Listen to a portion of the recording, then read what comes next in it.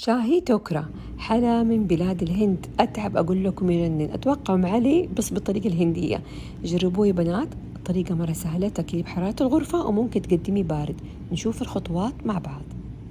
نمسك كل شريحة من شرايح التوست ونبدأ نقصقصها لمربعات متساوية الحجم.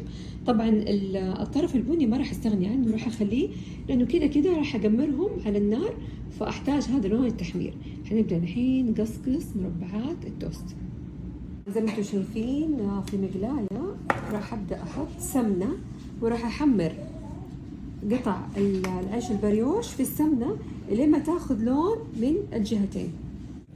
شايفين لون التحمير؟ هذا اللون اللي انا ابغاه، تجيكي مرة مقرمشة. طبعا هنا حنقلبها الجهة الثانية على كل الجهات.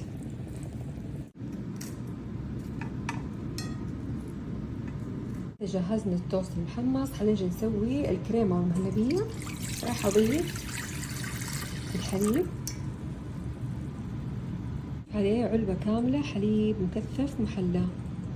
المنكهات زي ما انتم شايفين هنا في هيل مطحون، في زعفران، وفي ملعقتين كبار من الكاجو اللي محمص على النار وطحناه كلهم مع بعض، يعني حتى طحنة الهيل جديدة. راح نضيف ما شاء الله لون الزعفران كيف طالع، ونكهة الهيل مرة حلوة. دحين عشان يثبت معانا القوام راح نضيف شوية من النشا المذوبة بالموية الباردة لما يصير معانا قوام المهلبية. حضيف علبة قشطة وحرجع أحرك مرة ثانية، وعشان كمان تضيفوا نكهة مرة حلوة ممكن تضيفوا موية الزهر أو موية الورد. كده حققت النار. شوفوا كيف اللون والقوام لما تتغطى قاعدة الصينية كاملة. قبل ما نضيف قطع التوست المحمص راح نضيف شيرة مغلية حارة، وراح نسقي فيها كده خطوط بسيطة كل الخبزات.